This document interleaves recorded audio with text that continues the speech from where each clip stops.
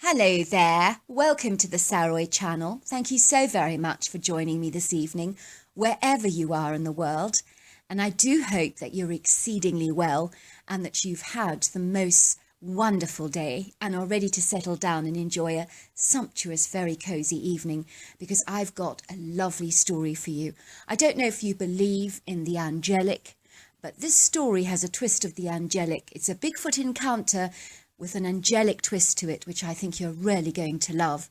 But before we get started, don't forget to subscribe to the channel, click the notification bell and the thumbs up.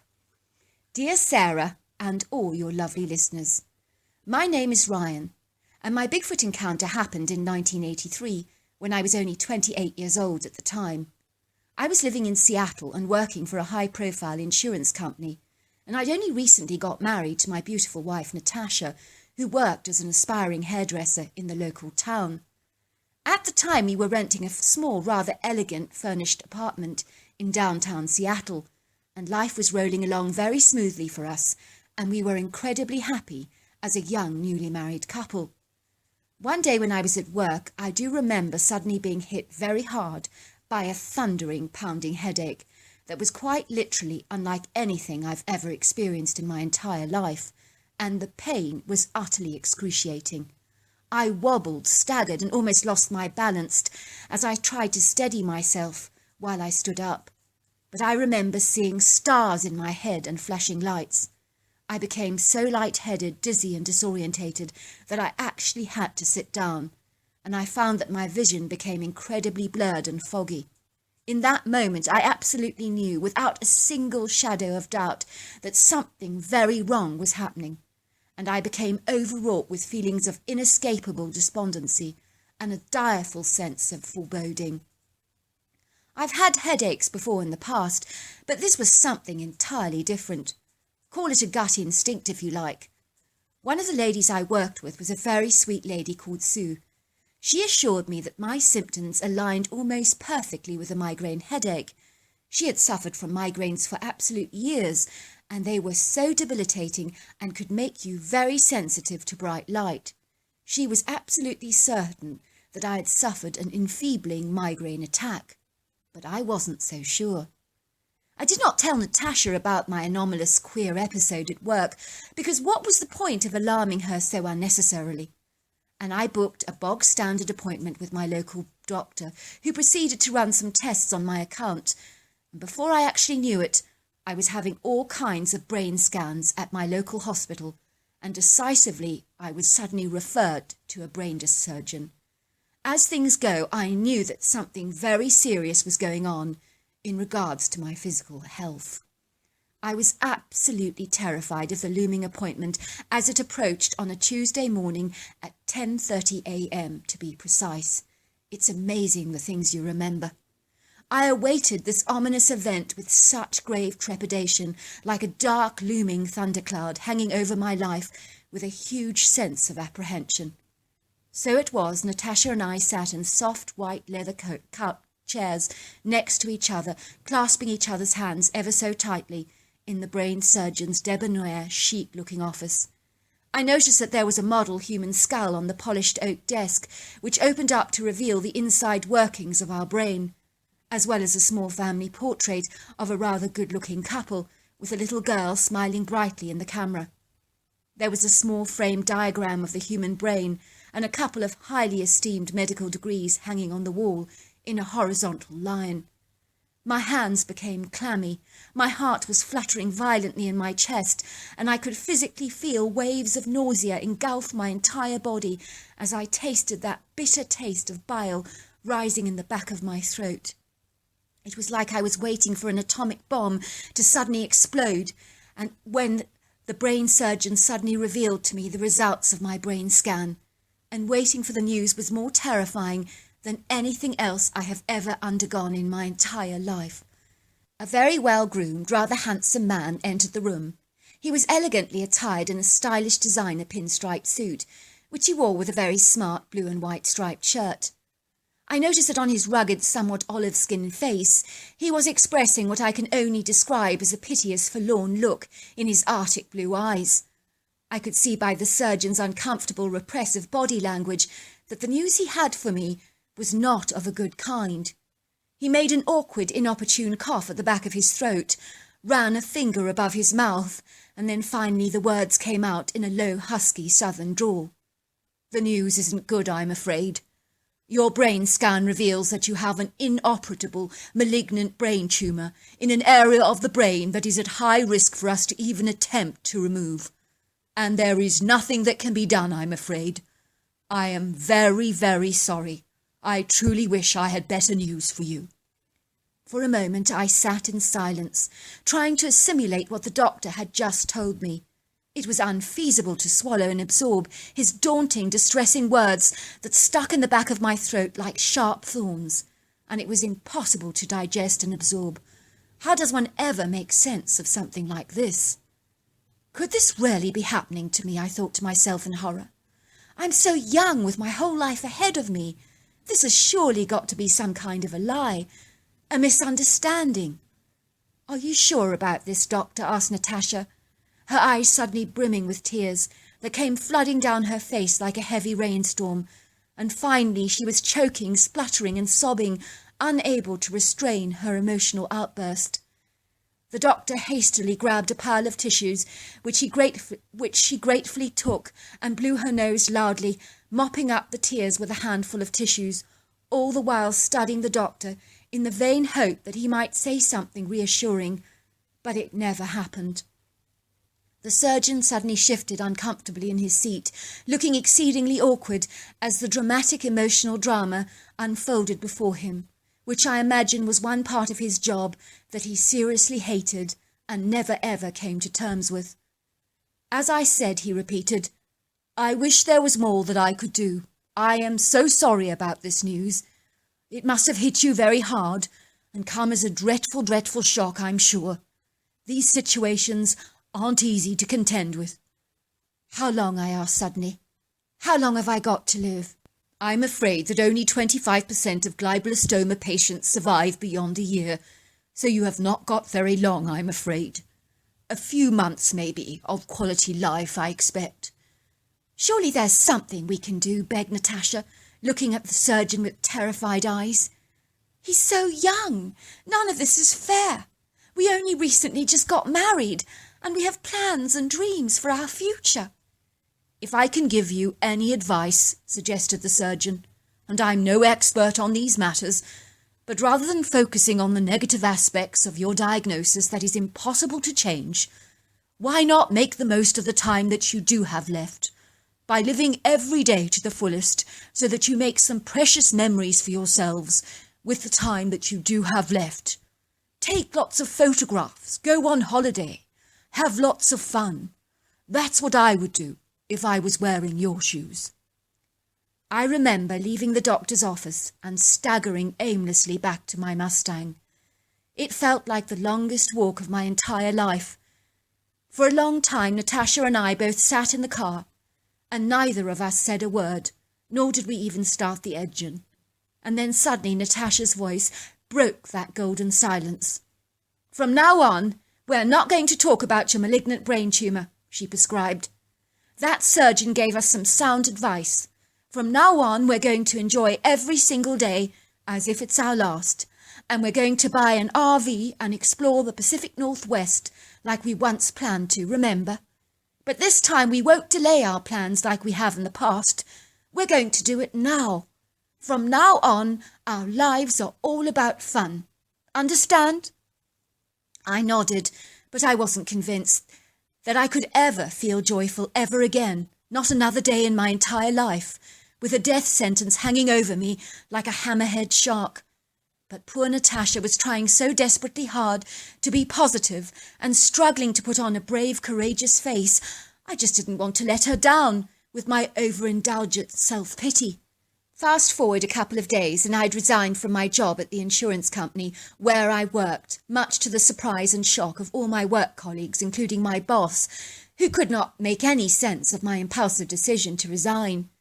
Natasha had given her notice to the hair salon, which was amazed because she had been making startling and very promising progress. The good news, of course, if there is any in these monumental bleak kind of situations, that upon hearing about my dreadful, catastrophic prognosis, Natasha's affluent father had kindly brought us a beautiful 16-foot 1980s Winnebago bumper pool camper and given us a generous amount of money, as he was an exceedingly wealthy man. "It's only money," he said regretfully. "I do wish I had a direct phone line to God and could fix your situation, but I cannot. But if I can cover your expenses for a year, that is the very least I can do for the both of you, and I do hope it helps in some way." "Thanks, Dad. You're a star," said Natasha, hugging her father warmly. "This means more to us than you'll ever know, and it's a huge help." "Promise me one thing. Make some beautiful memories out there on that open road." So there we were on the open road, driving our bumper-pulled camper through the Pacific Northwest, and from that moment onwards I had firmly decided that I would pretend I was on a regular holiday. I was not sick because I didn't want to devote a moment of precious time worrying about something that I had no power to change or control. I had come to the conclusion over a few sleepless nights of contemplating my preordained plight. I wisely concluded that I had to accept my prognosis and not allow it to dictate the time that I had left with Natasha. I wanted to make the most of every single day, and I didn't have the luxury of time to indulge in denial, to negotiate with God, to get angry, bitter, or feel sorry for myself. I had to bypass all those stages that most dying patients invariably have the luxury of going through. In my dire situation, I had to fast forward to acceptance straight away, because time was frankly not on my side. We decided that we would drive from Liberty Lake State Parkland in eastern Washington. Then we would drive southwards into Oregon, and then eastward into westernmost Oregon, and then finally drive to eastern Oregon, which we worked out would take roughly about 2 months to complete. One day we discovered a very remote camping spot in western Oregon that was right off the beaten track. It was quite literally in the middle of nowhere, and was such an auspicious find. For us it was like discovering the most precious jewel in the middle of the crown. There was a little sign saying "Campers most welcome here," and an arrow directing the way for us. We found ourselves driving down an old logging road, and we followed the arrow and turned down this tiny white gravel road lined with magnificent regal-looking 100-year-old oak trees, which finally opened out into an expansive rocky clearing where we could park our Winnebago. The clearing was simply perfect for camping and possessed the most idealistic, charming, poetic views overlooking a very enchanting, picturesque silvery lake that was set against a very high elevation of tall, imposing, majestic-looking mountainous outcrops. The best thing of all was that there was no sign of other campers there, so we had the exquisite place all to ourselves. We could hardly believe our luck. The right and left-hand side of the lake was flanked on either side with vast areas of towering statuesque trees, such as cedars, oaks, bitter cherries, cottonwood, Californian black oaks, hazel, red firs, and canyon oak trees, all indigenous to the area, and making up vast areas of natural forest that literally stretched back for many miles. It was also teeming with an abundance of wildlife, and we observed so many happy-looking deer scampering around the place.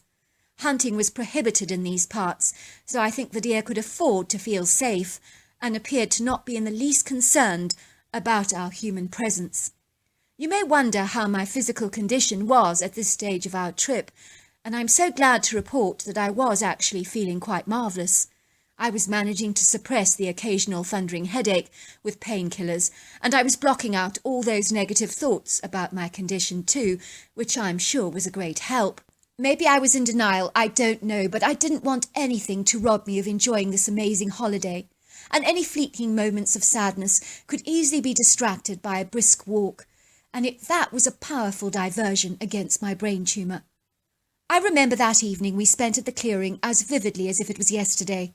I do recollect that it was a particularly magnificent, enchanting evening. Natasha and I had watched the sun setting over the silvery lake. The sky folded, curled, and turned into golden, tangerine, pink, and orange hues, and it was exquisitely beautiful to observe.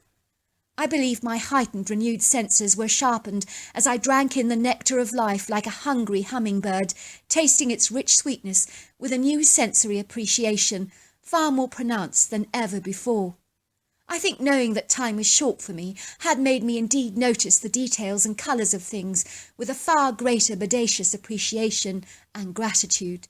"It's mesmerising," I whispered to Natasha. "The sunset is utterly mesmerising." We sat there regarding the beauty of the day folding into the night. Soon the day had all but retreated, and the dusky night was birthed. It wasn't long before the night sky wore her twinkling medallions with prideful showy aplomb, and we were embraced by the jewel-like silvery stars and the golden glaze of a pearly white moon. Natasha and I sat drinking hot cups of chocolate and staring in the great firmament and pointing out the constellations in awe. Suddenly, in that moment, we saw a woman in a flowing white dress walking towards us. "Where did she come from?" asked Natasha. "I didn't hear her car drive up the clearing, did you?" "No, I can't say I did," I admitted. "All I've been hearing are the frogs and the crickets and the sounds of coyotes in the distance." "Hello there," came a woman's voice. "I do hope I'm not intruding." "Of course not," said Natasha. "Do come and join us for a warm cup of hot chocolate." "Now you're speaking my language," said the woman, smiling, as I found her spare folding chair and handed it to her, along with a piping hot cup of chocolate, which she began to sip gratefully. "My name's Mary," she said, sitting back comfortably on the chair. "Isn't it a perfect night? We were just admiring the sunset a while earlier. I think mesmerising was the word my husband used," said Natasha, smiling warmly. "So eloquently put," said the mysterious lady. "The sunsets around this part of the world are utterly mesmerising. That is a very good word to use indeed." "Where are you from?" I asked curiously. "Do you live in these parts?" "Look," said the woman, pointing suddenly towards the lake. "Do you not love how the water glistens in the moonlight and reflects all the trees and the stars so flawlessly?" "It is beautiful," I said. "Our bodies are verbatim, indisputably seas of water, just like that lake. They always reflect our thoughts," she said, "and they're like mirages of our inner world." "What a strange thing to say," I observed. "I've never heard of our bodies described like that before. But I do know that our physical bodies are made up of water, exactly like you say." "I'm only stating the obvious," she laughed cheerfully. "It's just how the nature of things just is." I studied the woman with a keen interest. There was something about her that was ethereal, assomatous and outer-worldly, yet I couldn't put my finger on exactly what it was about her that gave me that impression. I would say at a guess she was roughly 30 years old. She had a very opaque, fair skin, cheerful bright blue eyes, wavy shoulder-length silvery blonde hair. I observed that she was wearing a fragile, very elegant dress that almost floated above her delicate ankles, and the fabric was very translucent and pearl-like, with an exquisite sheen that I've never seen before in fabric. "Tell me how you've both been," she asked, in a way that you almost think she'd have known us forever, which was peculiar because she'd only just met us. "Well, I've been better," I said, not knowing what on earth possessed me to be so blatantly honest with such a perfect stranger like this, who didn't even know me.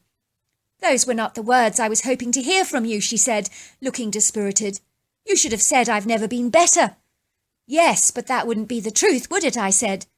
Again, I was surprised by my extreme frankness and honesty. "Truth," she said. "Now, what is truth? That's a very interesting question, and far too underrated. We all make our own truth with the words we express and the things we say and we declare.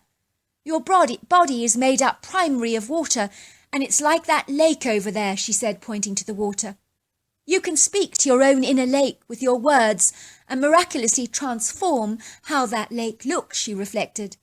"Every cell of your body is like that vibrating lake out there. It's a pool of vibrating water that mirrors our inner world. Disease words destroy and break down and catastrophically cause a diseased-looking lake that fails to thrive. But bright, healthy words build, repair, energize, restore, and create a beautiful, glistening lake that mirrors beauty, health, and well-being. You can choose your inner lake by building it with your own inner truth. Remember, you create your truth by your words and your faith. Those are the building blocks of absolutely everything." "Now I must go," she said, suddenly getting up. "Thank you for that lovely hot chocolate. And don't forget to speak healing words over your inner lake, she said, giving me a warm, encouraging nudge. Excuse me, I said. Hold on a moment. I started running after the woman. Please, can you explain what you've just said? I tried to chase after her, but she appeared to have just vanished into thin air. How was that even possible, I wondered in awe. Where in the heck did she go? And who on earth is she? I asked Natasha. I know she was an angel, said Natasha, smiling. I really believe she was. What else could she possibly be? She didn't come here in a car. There's no way. She didn't have any physical transportation. We're quite literally in the middle of nowhere. She then just vanishes into thin air. You chase after her and then she's gone. Where could she possibly have gone to? Notice the words she used. They invoked some kind of divine knowledge and sagacity, didn't you not think?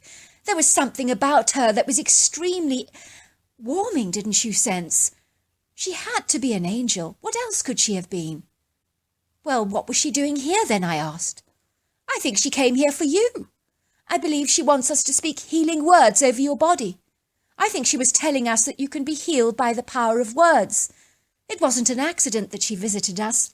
It was like she knew all about us, with an infinite divine proficiency, unlike anything I've ever discerned before. None of this makes any sense to me, I said. It's all decidedly odd. Why would an angel visit me of all people? I'm as boringly ordinary as you can get. There's nothing special about me at all that warrants angelic attention. I doubt she'd agree with you there, laughed Natasha. Every living thing has got to have worth in the eyes of God, surely.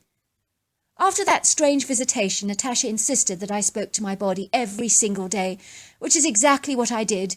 More to humour her than myself, of course. I would say this mantra about 50 times a day. I'm so grateful that my body is thriving. I'm so grateful that my head is clear. I'm so happy that my body is healthy, and that I've absolutely nothing to fear.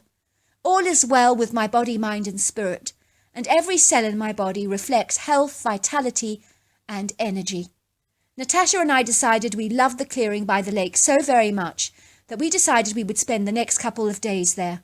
I think we were secretly hoping for another visitation from the extraordinary Mary, but that never transpired. We did, however, have a visitation of a completely different kind, in a way that you could never imagine possible. And what visited us was a question that we would wonder about for many years to come, until the year 2005, when the answer was made very apparent to us. It was on the second day, when we were sitting by the fire pit in the very early evening, when we watched a wild duck skimming across the water with her large brood of cute ducklings, that both Natasha and I were oohing and ahhing about in absolute delight, because these fluffy little ducklings were the cutest things I'd seen. Suddenly we heard this loud splashing sound, as if something very hefty had dived into the water, something weighty and colossal. "Look over there," said Natasha. "It's a massive giant otter.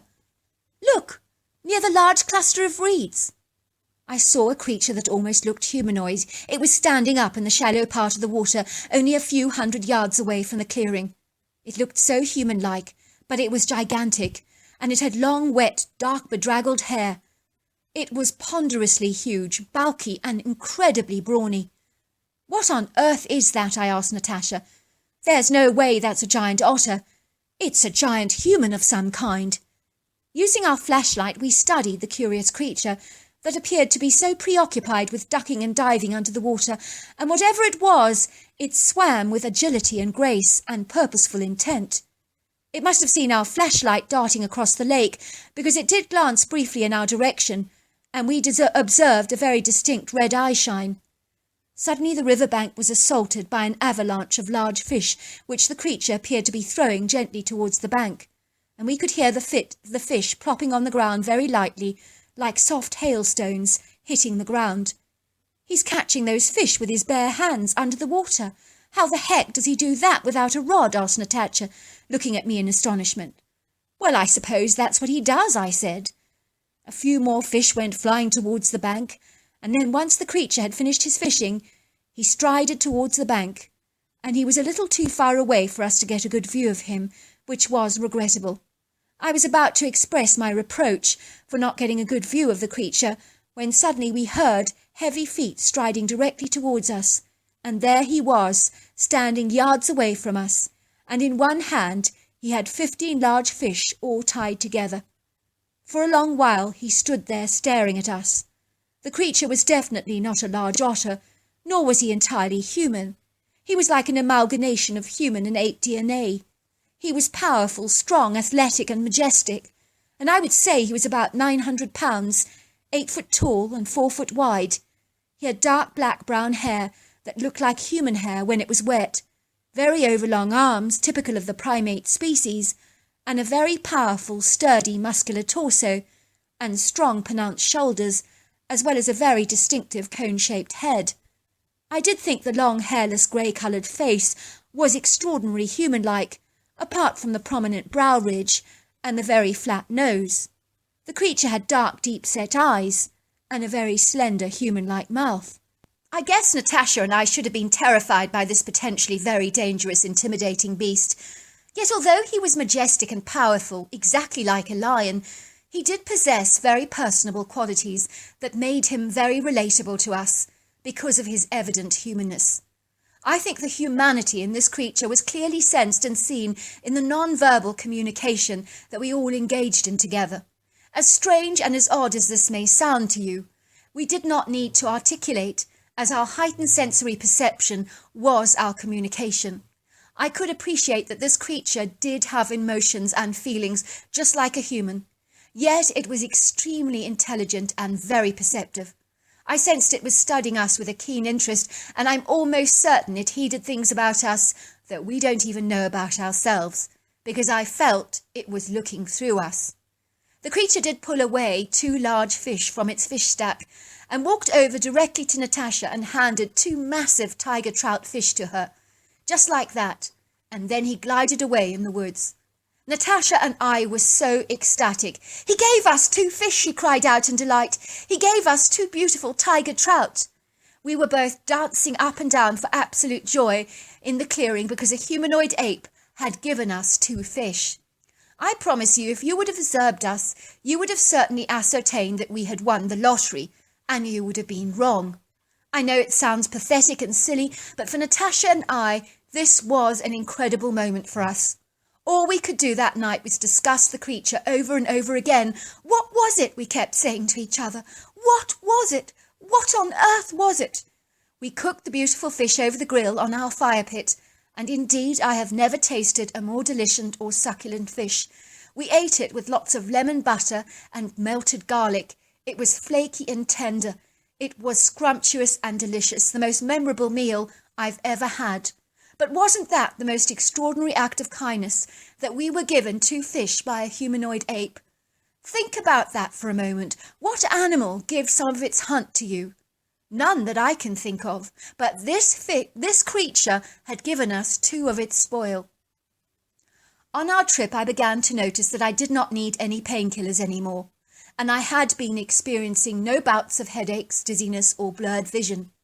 I had been told that as the weeks progressed, my symptoms would get progressively worse, yet I was feeling stronger, happier, healthier, and more vibrant than I had done for a very long time, and I could physically sense this physical transformation to my health.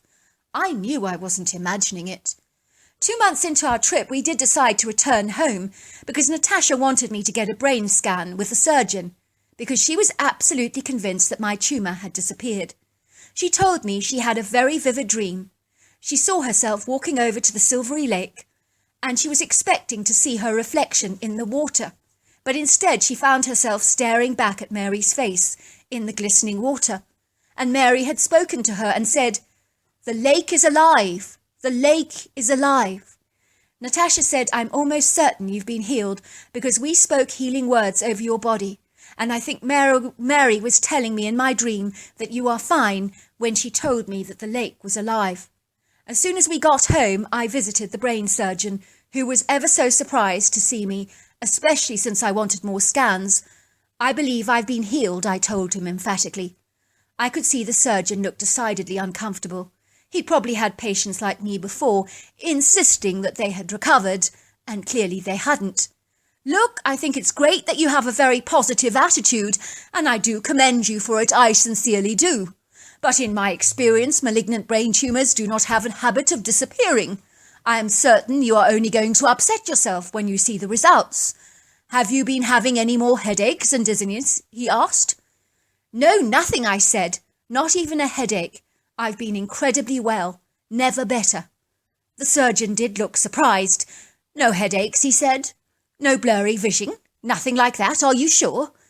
That's right, sir, I said. I'm sure. None of the above. I truly feel more healthy than I have in years. Very well, he said. In the circumstances, I will do a scan for you. But this does not mean anything has changed, nor does it mean that you are out of the woods. The best news that we can possibly hope for is that your tumour has not increased in size, so don't get your hopes up. I don't want you to upset yourselves like you did last time. We were very lucky to have a scan done so quickly by the surgeon, who called us back to his office in a dreadful rush.